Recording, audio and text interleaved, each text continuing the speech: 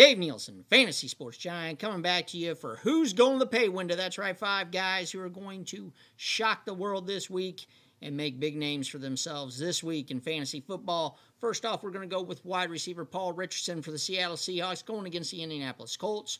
Right now, it looks like Doug Baldwin is an iffy play this week, and even if he is, he's not going to be 100%. So I like Paul Richardson for the Seattle Seahawks. And then let's go with running back Giovanni Bernard there for the Cincinnati Bengals. Last week, had a couple catches. Again, I think he gets more involved in the offense this week. I think that Cleveland-Cincinnati game will be more of a shootout, and that'll allow Bernard to get in this game. Obviously, he's the change of pace back and the running back they use in passing situations. Then let's go with wide receiver Marvin Jones for the Detroit Lions. Tough matchup against the Minnesota Vikings. However, the Vikings have given up some yards through the air this season. I think Marvin Jones could get a couple big plays against the Vikings. It'll be a game where Detroit has to throw the ball to stay in it. So I like Marvin Jones this week. Then I'm going to go with tight end Austin Seferian-Jenkins for the New York Jets.